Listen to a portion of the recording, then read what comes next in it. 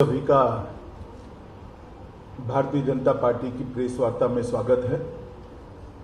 मैं थोड़ा शेड्यूल से देरी से आया हूं, इसलिए क्षमा प्रार्थी हूं। सबसे पहले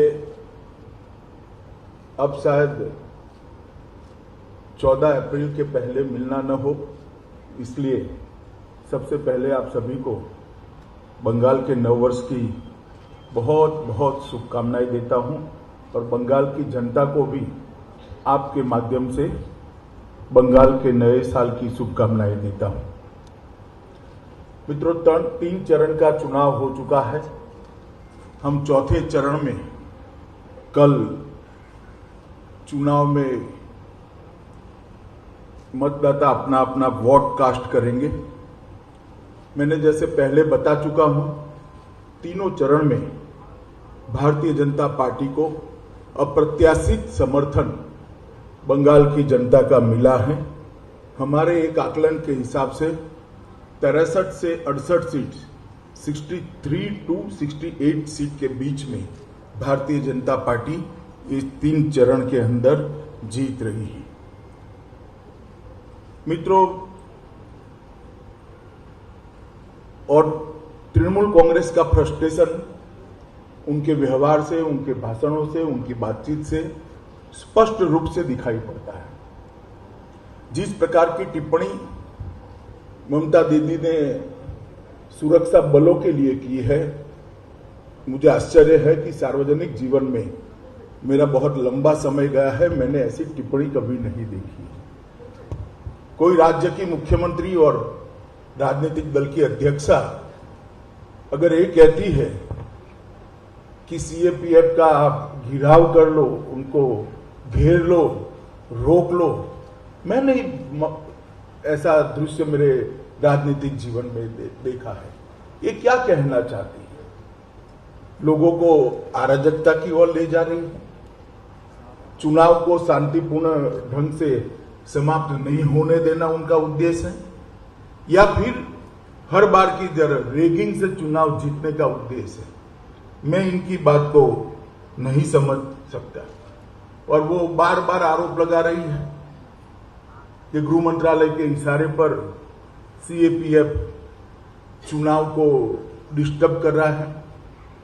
दीदी को मैं एक कॉमन सेंस की बात बताना चाहता हूं कि सीएपीएफ जब चुनाव के काम में लगते हैं तब गृह मंत्रालय का कंट्रोल नहीं होता है। पैरामिलिट्री फोर्सेस पर कंट्रोल चुनाव आयोग का होता है। इतनी सादी सीधी बात भी अगर उनको मालूम नहीं है तो मैं मानता हूं कि उनकी बौखलाहट बहुत बड़ी हो गई। हमारे कार्यकर्ताओं पर लगातार हमला होना, हमारे प्रदेश अध्यक्ष दिलीप घोष पर विगत 2-3 दिनों में ही हमला हुआ। कल भवानीपुर में पुलिस स्टेशन के अंदर हमारे कार्यकर्ता बैठे थे, तब उन पर हमला हुआ। और इस हमले के खिलाफ तृणमूल कांग्रेस के एक भी नेता की खंडन की टिप्पणी नहीं है। ये लोग मुख इशारा कर रहे हैं, मौन इशारा कर रहे हैं कि आप करिए। सार्वजनिक जीवन में इतना तो एक आम बात होती है कि किसी भी हिंसा, किसी भी प्रकार की हिंसा होती है, किसी भी राजनीतिक दल के कार्यकर्ताओं पर हिंसा होती है, सभी लोग इसकी निंदा करते हैं, भर्त्सना करते हैं। मुझे लगता है कि इससे भी तृणमूल कांग्रेस अपना आपा खो बैठी है। जिस प्रकार से इन्होंने माइनॉरिटी वोटर्स को अपील की है कि एकजुट हो जाइए और तृणमूल कांग्रेस के लिए वोट करिए, वो बताता है शायद उनके माइनॉरिटी वोट भी अब धीरे धीरे धीरे धीरे धीरे उनसे खिसक रहे हैं, कहीं और जा रहे हैं। और ये डर भी उनको सता रहा है, वरना इस प्रकार की अपील किसी भी मुख्यमंत्री के मुंह से, किसी भी पार्टी के अध्यक्षा के मुंह से मैं नहीं मानता कि ये उचित है। इस प्रकार के काम करने की बजाय दीदी को चाहिए कि हार के कारणों का एनालिसिस करें। बंगाल की जनता क्यों इनके खिलाफ है, उसका उनको एनालिसिस करना चाहिए। दीदी, बंगाल की जनता आपके खिलाफ है क्योंकि कानून और व्यवस्था की परिस्थिति पूर्णतया चरमरा गई है। बंगाल की जनता आपके इसलिए खिलाफ है कि यहां पर घुसपैठ बेरोक टोक आपने होने दी है। अब तो कलकत्ता में बैठे हुए बंगाली बाबू को भी चिंता है कि 10 साल के बाद कलकत्ता की क्या स्थिति होगी, घुसपैठ अगर इसी तरह से चलती रही। बंगाल की जनता इसलिए आपके खिलाफ है। लाखों करोड़ों जो शरणार्थी आए हैं बांग्लादेश से, उनको नागरिकता देने का कानून मोदी जी लेकर आए। सीएए, अब सीएए का विरोध कर रही है, इसलिए हमारे बंगाल के मतदाता आपके खिलाफ है। तुष्टीकरण की आपकी जो राजनीति रही, इसके लिए बंगाल की जनता आपके खिलाफ है। दुर्गा पूजा में मूर्ति का विसर्जन करने के लिए कोर्ट की सहायता लेनी पड़ती है, सर्कुलर होते हैं, कुछ एरिया में सरस्वती पूजा नहीं होती। किस प्रकार का शासन आपने बंगाल को दिया है, इसको जरा पीछे मुड़कर देखिए। इंफ्रास्ट्रक्चर का खस्ता हाल, इंडस्ट्रियल डेवलपमेंट में जीरो डेवलपमेंट, बेरोजगारी चरम सीमा पर, महिला सुरक्षा के सारे पैरामीटर्स ऊंधे मोह गिरे हुए हैं। सब प्रकार के महिलाओं के खिलाफ के अपराध में 1 से 5 नंबर के अंदर बंगाल खड़ा है। टोलबाजी, सिंडिकेट और भ्रष्टाचार अपनी सभी सीमाएं लांघ गया है। कोल माफिया और गौ तस्करी करने वालों के साथ तृणमूल के पदाधिकारी और वरिष्ठ से वरिष्ठ नेताओं की साठगांठ का पर्दाफाश हो चुका है। अब किस आधार पर बंगाल की जनता से बंगाल का वोट मांगना चाहती हैं? ढेर सारी जन कल्याण की योजनाएं जो मोदी जी ने बंगाल के लिए भेजी, उसको आप नीचे नहीं पहुंचने देती है। चाहे आयुष्मान भारत की योजना हो, चाहे प्रधानमंत्री जी ने किसानों के लिए 6,000 रुपया प्रति साल भेजा है उसकी योजना हो, चाहे ग्रामीण सड़क बनाने की प्रधानमंत्री ग्रामीण सड़क योजना का विस्तार हो, चाहे रेलवे के एक्सपांशन की बात हो, हर चीज में आपने अड़ंगा लगाया है। राजनीतिक दृष्टिकोण से मोदी जी लोकप्रिय न हो जाए इसके भय से बंगाल के विकास को धीरा करने का काम, रोकने का काम आपने कहा है। और इसी का कारण है कि आज बंगाल के सर्वदूर कहीं पर भी जाइए, सुंदरवन में जाइए, जंगल महल में जाइए, दक्षिण बंगाल में जाइए, उत्तर बंगाल में जाइए, चाहे राजवंशियों के जाइए, चाहे गोरखाओं के अंदर जाइए, चाहे नाम शूद्र के अंदर जाइए, हर प्रकार के बंगाल के वोटर आज भारतीय जनता पार्टी का समर्थन करते हुए दिखाई पड़ते हैं। और कई विशिष्ट लोग भारतीय जनता पार्टी में जुड़े हैं। इतना नहीं, पहली बार चुनाव लड़ने का साहस भी किया है। मैं साहस शब्द इसलिए प्रयोग करता हूं कि उनकी फितरत में चुनाव लड़ना नहीं था। कभी वो चुनाव लड़ने के अपने जीवन में सोचे भी नहीं होंगे, परंतु बंगाल की स्थिति देखकर उनको भी लगता है कि अब समय आ गया है, उनको भी आगे आने पड़ेगा अगर बंगाल को बचाना है। कई सारे ऐसे लोग हैं, अर्थशास्त्री अशोक लाहिड़ी जी, वैज्ञानिक गोवर्धन दास, लेफ्टिनेंट जनरल सुब्रतो शाह, हमारे वरिष्ठ लेखक और पत्रकार सपन दास गुप्ता, इस प्रकार के कई लोग बंगाल के आज भारतीय जनता पार्टी के साथ जुड़े हैं। और बंगाल का जो डिटोरिएशन हुआ है वो हर पैरामीटर में दिखाई पड़ता है। प्रति व्यक्ति आय में 22वें स्थान पर भारत में है। सकल राज्य घरेलू उत्पादन की वृद्धि में 31वें स्थान पर है। राजस्व की वृद्धि, रेवेन्यू की इंक्रीज में वो 10वें स्थान के नीचे है। उद्योग क्षेत्र के जीएसवीए में 20वें स्थान पर है।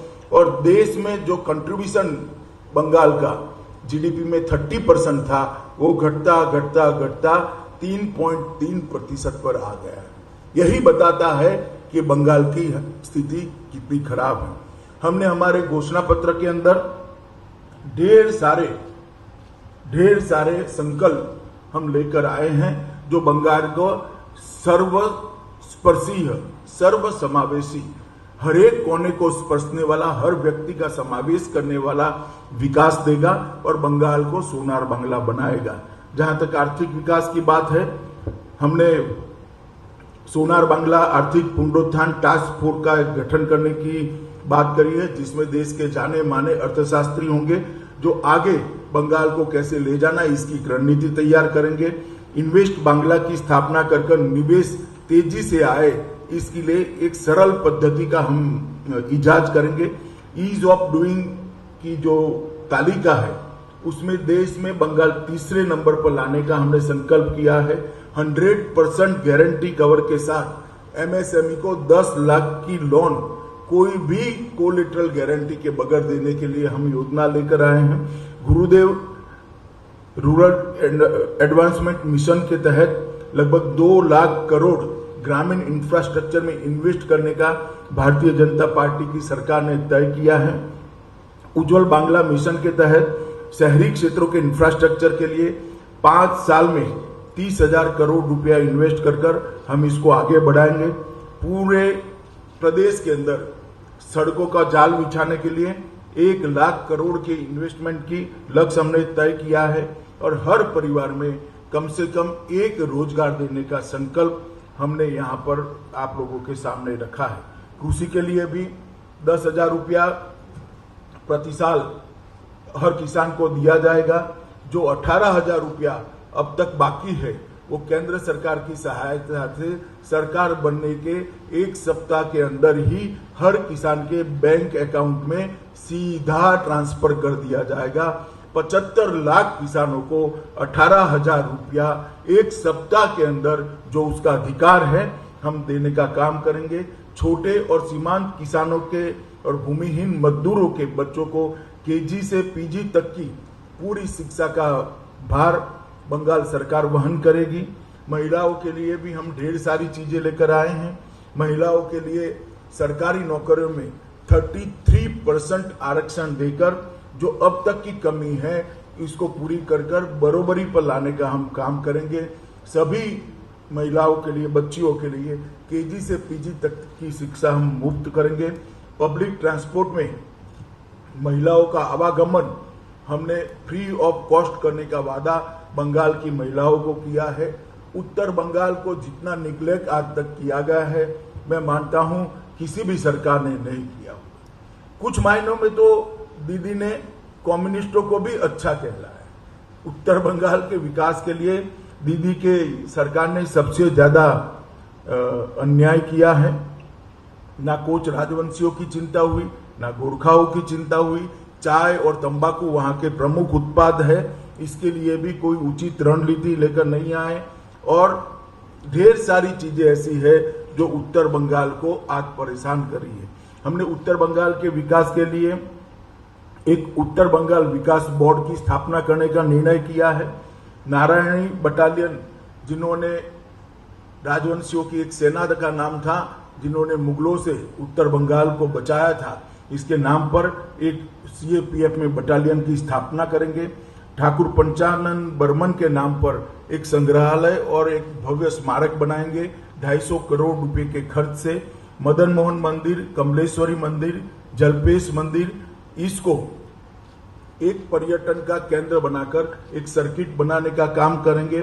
बहादुर वीर चिला रॉय के सम्मान में कूच बिहार में एक पैरामिलिट्री ट्रेनिंग सेंटर की स्थापना करेंगे। उत्तर बंगाल में एक केंद्रीय विश्वविद्यालय, सेंट्रल यूनिवर्सिटी बनाई जाएगी।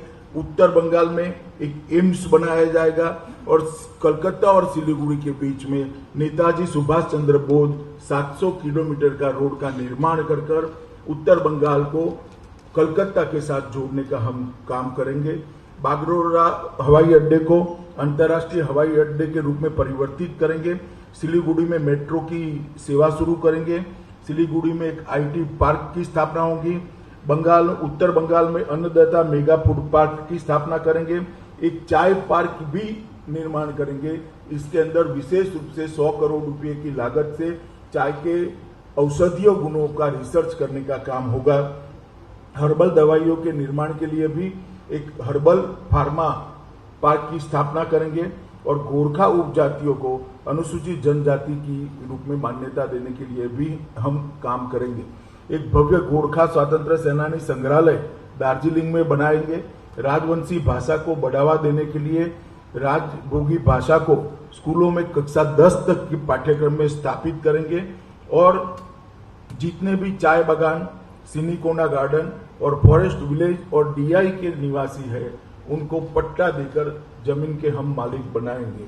हमने कलकत्ता की स्थिति को सुधारने का भी संकल्प किया है। आज तक कलकत्ता पर 10 साल के अंदर जस का तस जैसे कम्युनिस्ट छोड़कर गए थे, वैसा ही रखा है। एक जमाने में सिंगापुर के डेवलपमेंट का मॉडल कलकत्ता का हुआ करता था। आज वो कलकत्ता की स्थिति बहुत गिरी हुई है। हमने सोनार बांग्ला का हमारा जो अभियान है, उसकी शुरुआत कलकत्ता से होगी। सिटी ऑफ जॉय को हम सिटी ऑफ जॉय तो रहेगा ही रहेगा, बाद में सिटी ऑफ फ्यूचर में भी उसको कन्वर्ट करने का हम काम करेंगे। कोलकाता के लिए 22,000 करोड़ का कलकत्ता डेवलपमेंट फंड निर्माण करेंगे, जो कलकत्ता के कंप्लीट इंफ्रास्ट्रक्चर को फिर से एक बार स्ट्रेंथ देने का काम करेगा। घरेलू उपयोग के लिए 200 यूनिट तक की बिजली हम फ्री करेंगे। अगले 5 वर्षों में कलकत्ता को भारत के वित्तीय केंद्र के रूप में एक आर्थिक राजधानी बनाने के लिए हम एक कमेटी बनाकर इसको आगे बढ़ाएंगे। कलकत्ता स्टॉक एक्सचेंज को आर्थिक गतिविधियों के लिए हम फिर से पुनर्जीवित करने का प्रयास करेंगे। नए आईटी पार्क की स्थापना करेंगे और मौजूदा आईटी पार्क के अंदर 300 करोड़ रुपया और इन्वेस्ट कर इसको ज्यादा लॉजिकल बनाने का काम करेंगे। एक नए जैव प्रौद्योगिकी पार्क की स्थापना करेंगे जो 100 करोड़ के खर्च पर होगा। सभी इमारतों को इसका फायर ब्रिगेड का दृष्टि से ऑडिट कर हम इसको सेफ बनाने का काम करेंगे। एक नए अग्निशमन केंद्र की स्थापना और नए अग्निशमन कॉलेज की स्थापना कलकत्ता में करेंगे। हर कोने में सीसीटीवी का जाल बुनकर कलकत्ता को गुंडों से मुक्त कराने का काम करेंगे और एक ही कार्ड से मेट्रो, लोकल ट्रेन और बसों के लिए एकीकृत परिवहन कार्ड लॉन्च करेंगे, जो काफी बड़ी मात्रा में कलकत्ता के निवासियों की परेशानी को कम करेगा।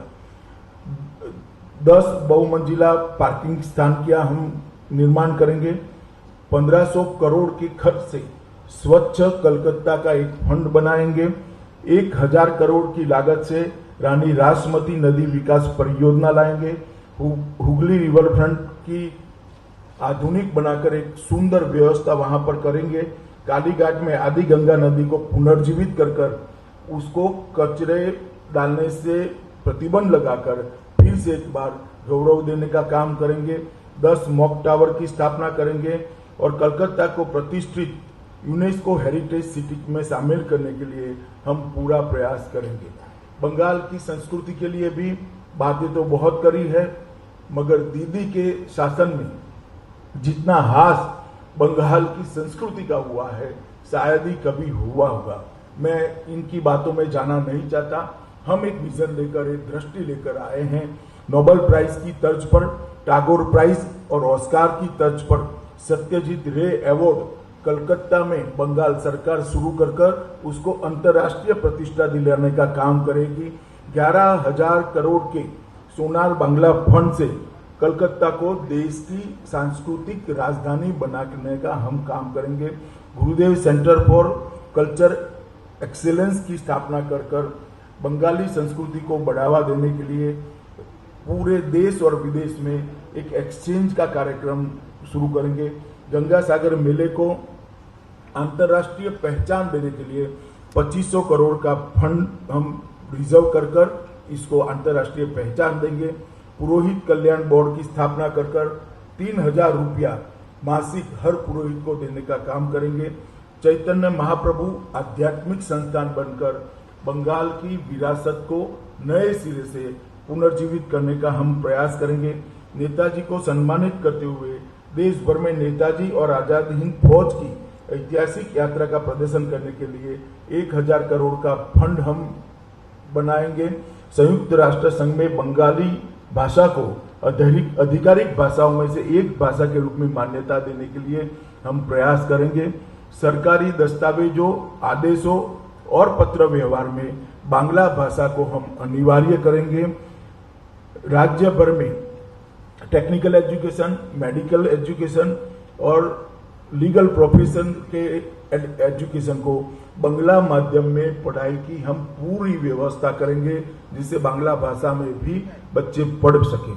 कोलकाता में एक विश्व स्तरीय सोनार बांग्ला संग्रहालय का हम निर्माण करेंगे।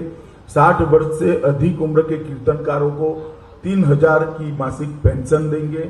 एक आर्टिस्ट ट्रीट का आयोजन करेंगे। बंगाली फूड फेस्टिवल का आयोजन देश भर में और दुनिया भर में करेंगे।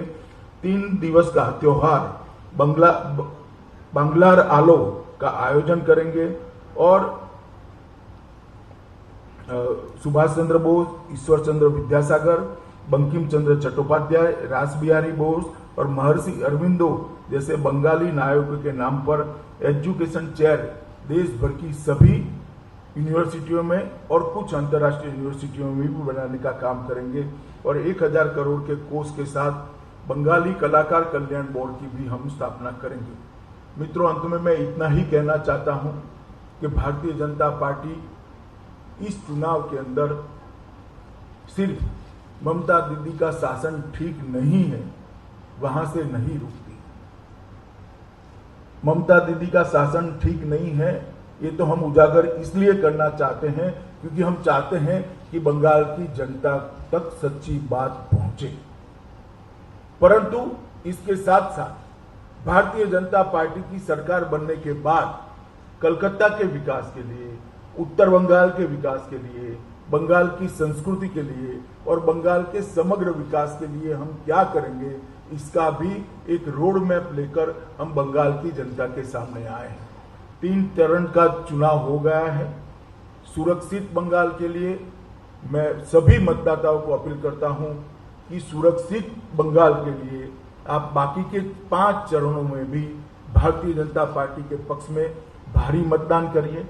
विकसित बंगाल के लिए भी भारतीय जनता पार्टी के पक्ष में भारी मतदान करिए और सोनार बांग्ला के निर्माण के लिए भी भारतीय जनता पार्टी के पक्ष में भारी मतदान करिए।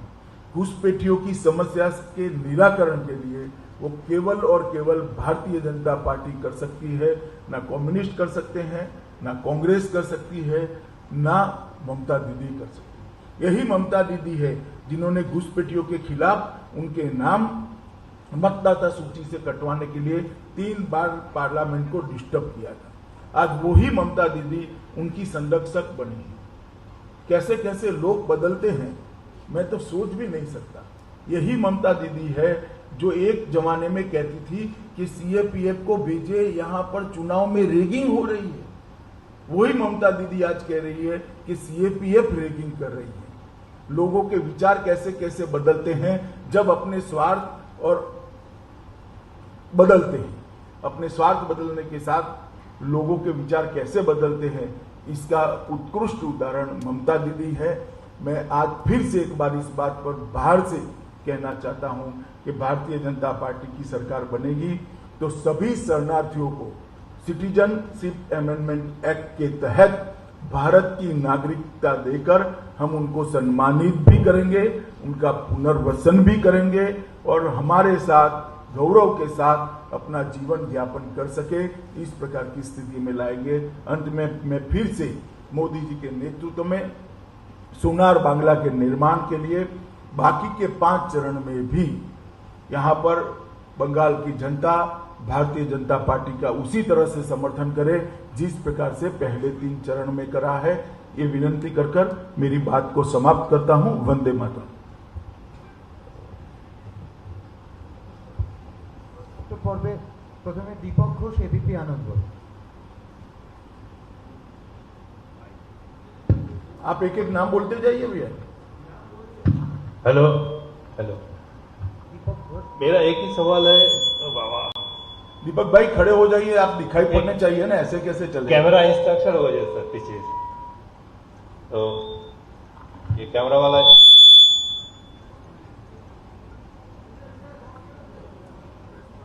बताइए।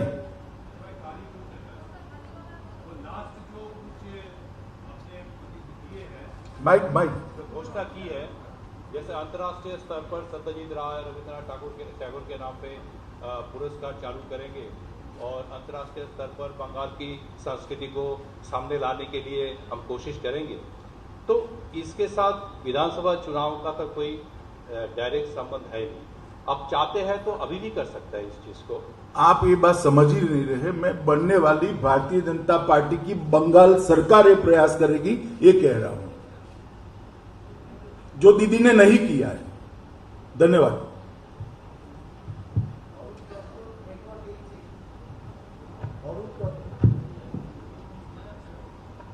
Sir, you have already, Arup Datta from News 18 Bangla. You have already told that political violence is gradually increasing. तो अभी जो 2-3 फेज इलेक्शन हुआ था, तो उसके बाद में जो देखा है political violence, political clash in between particularly TMC and BJP is gradually increasing, and not only in between the political party leaders and workers, but also media also being targeted. Yesterday you have already mentioned Rudronil Ghosh and namely Ranjidev Sengupta has been attacked, and media also being targeted. So how far you are hopeful in the forthcoming election that it could be fair, free and fair election? देखिए, मैंने 3 चुनाव बंगाल के नजदीक से देखे हैं। 2016 के चुनाव में भी मैं भारतीय जनता पार्टी का अध्यक्ष था, पंचायत चुनाव में भी मैं भारतीय जनता पार्टी का अध्यक्ष था, तो बंगाल का चुनाव देखता था, और लोकसभा के चुनाव भी देखे। आप सभी ये बात को स्वीकार करेंगे कि तीनों चुनावों की अपेक्षा इस बार हिंसा कम हुई, और ये जो फ्रस्ट्रेशन है दीदी का कि सीआरपीएफ का घेराव कर दो, वो उसी के कारण है क्योंकि उनके चुनाव जीतने का एकमात्र आधार हिंसा हुआ करती थी, जो इस बार नहीं कर सकते। मगर फिर भी जो छोटे मोटे भी इंसिडेंट हुए हैं, मैं भारतीय जनता पार्टी की ओर से इसकी निंदा भी करता हूं, भर्त्सना भी करता हूं, और चुनाव आयोग को निवेदन भी करना चाहता हूं कि और सख्ती के साथ चुनाव को मैनेज करना चाहिए, जिससे बिल्कुल शांतिपूर्ण ढंग से चुनाव हो पाए। मगर ये बंगाल यही बंगाल है जिसमें देश भर में पर्चा डालने के लिए, कैंडिडेट का फॉर्म भरने के लिए व्हाट्सएप पर फॉर्म भरने की परमिशन दी गई है। एकमात्र राज्य बंगाल है। यहां पंचायत चुनाव में हाईकोर्ट ने ऑर्डर किया था कि आप आपका फॉर्म व्हाट्सएप पर भर सकते हो। देश में कहीं ऐसी स्थिति नहीं आई, बंगाल में आई थी, और इससे इस बार तीनों चरण में बहुत कम हिंसा हुई है। मैं इसके प्रति संतोष भी व्यक्त करना चाहता हूं।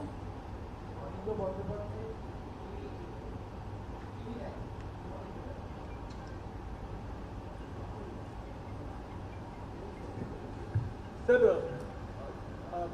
एक यहाँ पे जैसे पुरोहित के भाता है, वैसे ही यहाँ पे कुछ इमामों को भी भाता है। थोड़ा माइक, आपका माइक बंद कर दो, आपका माइक ऊपर करो। वैसे इमामों को भी भाता है, तो बहुत इसके क्रिटिसिज्म था भारतीय जनता पार्टी की तरफ से कि ये इमामों के भाता बंद होनी चाहिए। क्या आपके सरकार आएगी तो इमाम भाता बंद होगा? क्या कहते हैं? इमाम के लिए स्टाइपेंड्स जो है, देखिए, मैंने मेरा पॉजिटिव एजेंडा आपके सामने रखा है, मगर भारतीय जनता पार्टी किसी भी के साथ पक्षपात करने के मत की नहीं है, किसी एक धर्म विशेष के साथ करने की मत की नहीं है। जो करना है वो सबके लिए करना चाहिए, और नई सरकार बनेगी वो ही इसके बारे में निर्णय करेगी।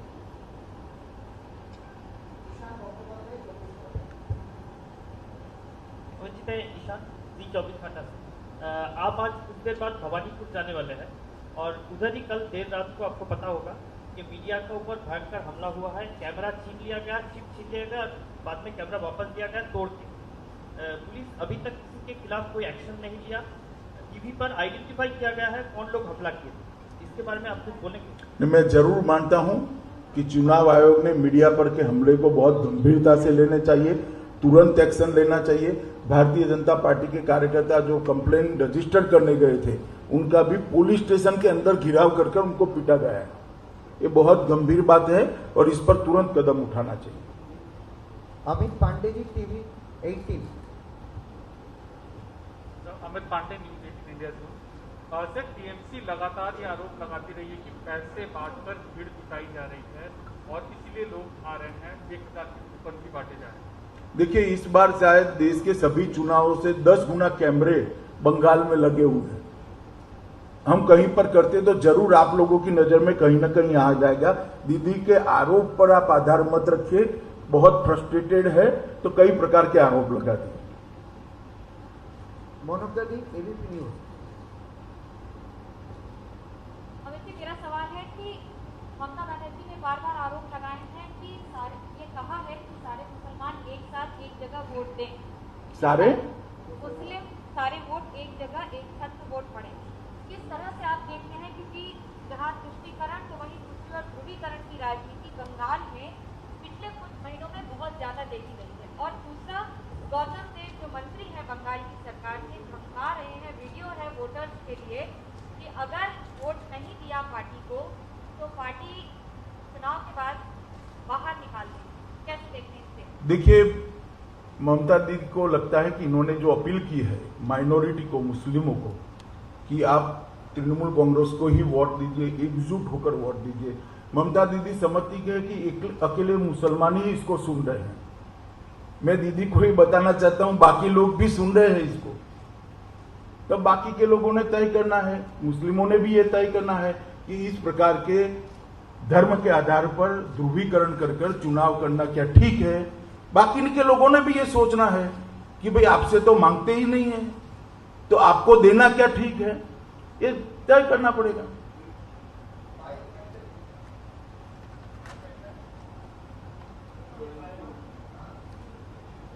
अमित भाई, जिस तरह के व्यक्तिगत टिप्पणी हो रही है नेताओं के एक दूसरे के ऊपर, उसके ऊपर क्या कहना चाहेंगे, चाहे वो प्रधानमंत्री चाहे आप हो?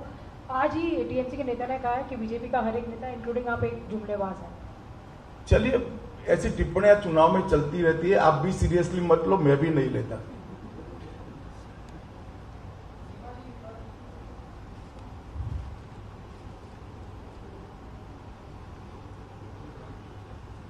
सर, मेरा सवाल आपसे है, प्रधानमंत्री की एक तस्वीर आई थी मुस्लिम युवक के साथ, मुस्लिम युवक के साथ प्रधानमंत्री की एक तस्वीर आई थी, उसको लेकर ओवैसी ने तंज कसा है, ट्वीट किया है बकायदा कि बांग्लादेशी मैं नहीं हूँ, ये युवक ने कहा है। और एनआरसी को लेकर तंज कसा है कि मैं कागज नहीं दिखाऊंगा, मैं बांग्लादेशी नहीं हूँ, ये कहा है पीएम के कान में उस युवक ने जिसकी तस्वीर आई थी। ये ओवैसी का बयान है।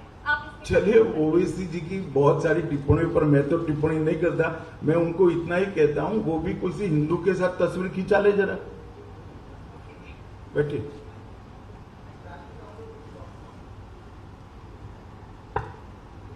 नमस्कार, राजू चक्रवर्ती, वर्तमान न्यूज़पेपर। सर, मेरा 2 क्वेश्चन है। एक तो हाल ही में देखा गया है अध्यक्ष जी नड्डा जी का श्रीरामपुर चुचरा का जो रैली था वो कैंसिल हुआ। अब खुद झारग्राम, साउथ 24 परगना के रैली में पर्सनली हाजिर नहीं हुए, जोगी जी के रैली में भी लोग नहीं आ रहे हैं। तृणमूल का कहना है कि आपके साथ जनमत नहीं है। नहीं, आपका क्या कहना है? तृणमूल छोड़ो ना। नहीं, वो आपको मोदी जी की, नड्डा जी की सफल रैलियां, योगी जी की सफल रैलियां नहीं दिखाई पड़ती है? नहीं सर, मैं बोल रहा हूँ, आप तृणमूल के प्रवक्ता क्यों बन रहे हो? मैं आपको पूछता हूं, आपको क्या लगता है? चलिए मेरे साथ आज रोड शो में। जो चीज मैं समझ गया सवाल कहां से आया है, मगर मैं आपको सवाल पूछता हूं भैया कि आपको क्या लगता है? इतनी सारी बड़ी बड़ी रैलियां नहीं दिखाई पड़ती है? कहीं पर एकाध आयोजन में गड़बड़ होती है, धूप होती है, होता है भी। सर, मेरा दूसरा सवाल, कम से कम हमने तो, चलिए छोड़ो अभी। नहीं, बोलिए सर, बोलिए प्लीज सर। चलिए सर, मेरा सर दूसरा, सर पॉलिटिकल नहीं, दूसरा सवाल है सर, ये कोविड बढ़ते जा रहा है, कोविड के जो केसेस बढ़ते जा रहे हैं सर। पिछले साल देखा गया है लॉकडाउन या फिर जो भी नोटिफिकेशन जारी हो है आपके मंत्र से ही, यानी कि होम मिनिस्ट्री जारी कर रहा है। अभी ट्रेन, बस, मेट्रो पे एक ही चर्चा हो रहा है कि केंद्र सरकार क्या फुल लॉकडाउन में जाएगा? आप क्या कहेंगे? देखिए, आपने शायद अंतिम नोटिफिकेशन हमारा नहीं देखा है। इसमें हमने सारे अधिकार राज्य सरकारों को दिए हैं कि containment zone, semi containment zone और राज्य के अंदर इसके खिलाफ किस प्रकार की प्रतिबंधित कार्यवाहियां करनी, इसके सारे अधिकार फरवरी एंड से हमने राज्य सरकारों को दिए। पिनाक घोष, आनंदबाजार डिजिटल। पिछले जब इलेक्शन हुआ वेस्ट बंगाल में, देखा गया कि विरोधियों ने इलेक्शन कमीशन को बहुत सारे कंप्लेन करते हैं, लेकिन इस बार दिखा रहा है कि पहले चरण से ही शासक दल तृणमूल कांग्रेस ज्यादा कंप्लेन कर रहा है कि बीजेपी बूथ कैप्चर किया इधर ईवीएम तोड़ा या बीजेपी वोट देने को नहीं देते हैं, तृणमूल को ऑफिस में नहीं बैठने दे रहा है, बूथ में एजेंट नहीं बैठने देते हैं, तब क्या कहेंगे? बीजेपी या क्या शासक दल बन गया? इनके राजनीतिक सलाहकार ने 2 मई की प्रेस कॉन्फ्रेंस की पृष्ठभूमि अभी से बनाने की एडवाइस की है कि 2 मई को हार जाए तो क्या कहना। तो ये सारी चीजें रिपीट में अभी से पहले से ही बोलकर रखो तो 2 मई को काम में आए, इससे ज्यादा कुछ नहीं। Abhishek the TV 9। अभिषेक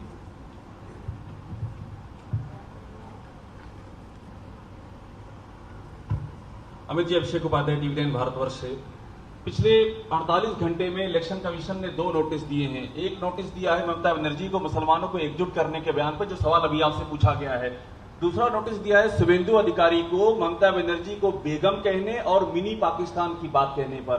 इस तरह की राजनीति पर क्या कहना है आपको? दोनों ही पक्षों से हो रहा है। मैं मानता हूं दोनों ने अपना जवाब देना चाहिए। इलेक्शन कमीशन से बड़ा जब चुनाव होता है कोई नहीं होता है। इलेक्शन कमीशन का नोटिस दोनों ने देना चाहिए, और मेरी जो इंफॉर्मेशन है शुभेंदु जी तो जवाब भेज रहे हैं। पौलुमी आज तक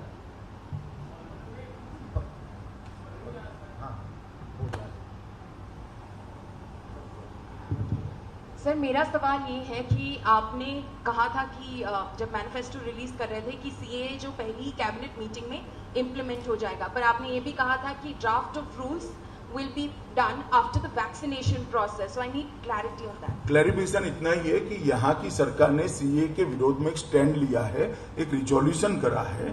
हम वो रिजोल्यूशन को डू अनडू कर देंगे, बाकी का काम भारत सरकार ने कब करना है क्योंकि सेंट्रल एक्ट है। प्रज्ञा जी,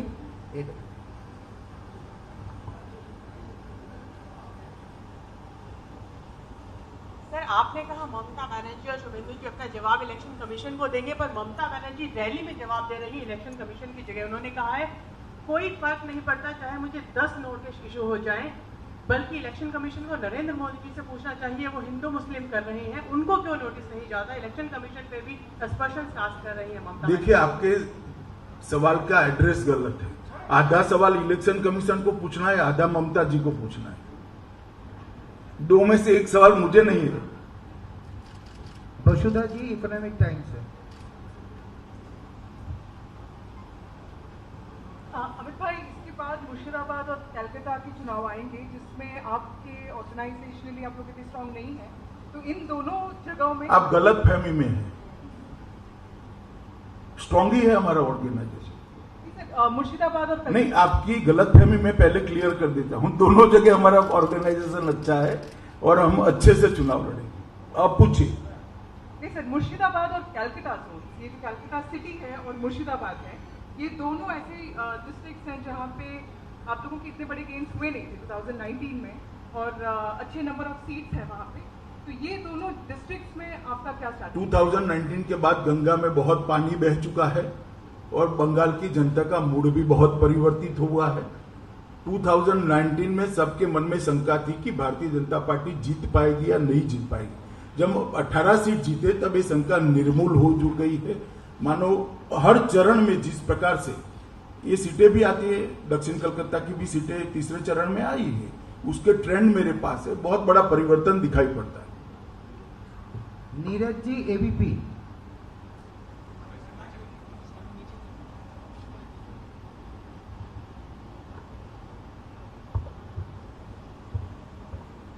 सर, मेरा सवाल आपसे है कि राहुल गांधी की पार्टी कांग्रेस चुनाव लड़ रही है यहाँ लिफ्ट के साथ मिलकर, लेकिन एक भी दिन राहुल गांधी में इन्वॉल्व नहीं है। क्या आपको लगता नहीं है कि कहीं ना कहीं टीएमसी के साथ इंटरनल सपोर्ट में है कांग्रेस? ना जी, ऐसा नहीं। वो कांग्रेस पार्टी कंफ्यूज पार्टी है। केरल में वो कम्युनिस्टों के खिलाफ लड़ रहे हैं, यहाँ कम्युनिस्टों के साथ लड़ रहे हैं। शायद आप सब सवाल पूछोगे, इसी डर से वो आए नहीं। रिपब्लिक बांग्लादेश के शिवाशीष। अमित जी, मैं शिवाशीष, रिपब्लिक बांग्ला से। मेरा प्रश्न है कि पहले यहाँ पे विधान परिषद हुआ करता था कई साल पहले। टीएमसी ने मैनिफेस्टो में भी इसका जिक्र किया है, और आपके कुछ कैंडिडेट जैसे शुभेंदु अधिकारी, उन्होंने भी कहा है कि हम कोशिश करेंगे कि विधान परिषद फिर से लाने के लिए। तो आपका क्या मानना है इनके ऊपर? अब बंगाल के हमारे जो मुख्यमंत्री बनेंगे इस पर निर्णय करेंगे। मुझे लगता है कि आप लोग अब खींच कर सवाल पूछ रहे हो, सवाल खत्म हुए हैं। इनको दे दीजिए एनडीटीवी को। हाँ दे दो, मणिदीपा दी। सर 2-3 क्वेश्चन है, इफ आई मे। एक पूछ लीजिए आप। एक तो मैं पूछ लूं, पहली बार कि आपने कहा कि एक नोटिफिकेशन हुआ है MHA say about lockdowns etcetera etcetera, पर आप आए हैं आज दो आप रैलीज करेंगे, रोड शोज करेंगे, बाकी पार्टियां भी कर रही हैं, और कोविड का जो महामारी बना हुआ है इस बार भयानक है। आपको क्या लगता है कि पॉलिटिकल पार्टीज को रीथिंक करना चाहिए अपना पॉलिटिकल कैंपेनिंग स्ट्रैटेजी? नहीं तो साधारण लोग तो एकदम मारे जाएंगे, और वैक्सीन भी कम पड़ रहे हैं। देखिए, पहले तो वैक्सीन कम पड़ रहे हैं, ठीक बात नहीं है। सब राज्यों में वैक्सीन उपलब्ध कराए गए हैं और जितना चाहिए उतना उपलब्ध हो रहा है। दूसरी बात, जहां तक पॉलिटिकल कैंपेन का सवाल है, ये चुनाव आयोग को तय करना है कि इलेक्शन कब कराना है और कैसे कराना है। वो पॉलिटिकल पार्टियां नहीं कह सकती, तय कर सकती। हमारा सुझाव मांगा जाता है, निर्णय चुनाव आयोग करता है। तो मैं मानता हूं संविधान में और कोई व्यवस्था, अंतरिम व्यवस्था नहीं है कि जहां पर असेंबली या पार्लियामेंट का आयुष्य खत्म होता है तो इसके बाद कोई टेम्पररी व्यवस्था का प्रोविजन नहीं है। शायद इसलिए चुनाव आयोग ने चुनाव कराना पसंद करा होगा, और ये बात सही है। मगर सब लोग अपना अपना ध्यान रखकर ही चुनाव का प्रचार करते हैं, और आने वाले भी अपना अपना ध्यान रखकर ही आते हैं। पूछूं ना, हो गया। लक्ष्मी जी,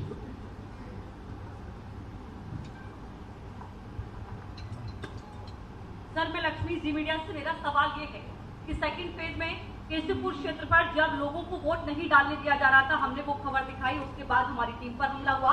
जब हावड़ा में एक टीएमसी नेता के घर पर ईवीएम मशीन मिली, वो खबर दिखाई तो हमारी टीम पर हमला हुआ। लगातार मीडिया पर हमले हो रहे हैं, इन पूरे हमलों पर आप क्या? मैंने कह दिया ऑलरेडी, किसी पर हमला नहीं होना चाहिए। मीडिया पर भी नहीं होना चाहिए, पॉलिटिकल पार्टी के कार्यकर्ताओं पर भी नहीं होना चाहिए, और चुनाव आयोग ने कठोर कदम उठाने चाहिए। चलिए, आप सभी का बहुत बहुत धन्यवाद।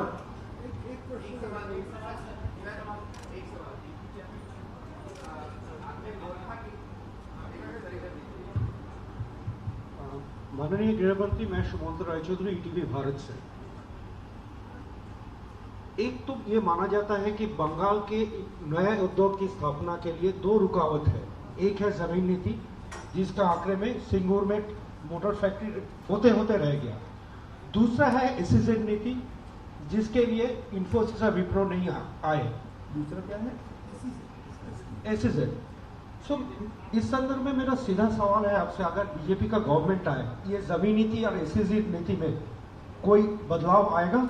देखिए, हमने कहा है कि जितनी भी जमीन खाली पड़ी है इसका एक लैंड बैंक बनाएंगे, और भूमि अधिग्रहण के लिए किसानों के साथ, इंडस्ट्रियलिस्टों के साथ और एडमिनिस्ट्रेशन तीनों बैठकर एक एमिकेबल सॉल्यूशन और इसका रास्ता ढूंढेंगे। संवाद से, डायलॉग से हर चीज का रास्ता निकलता है।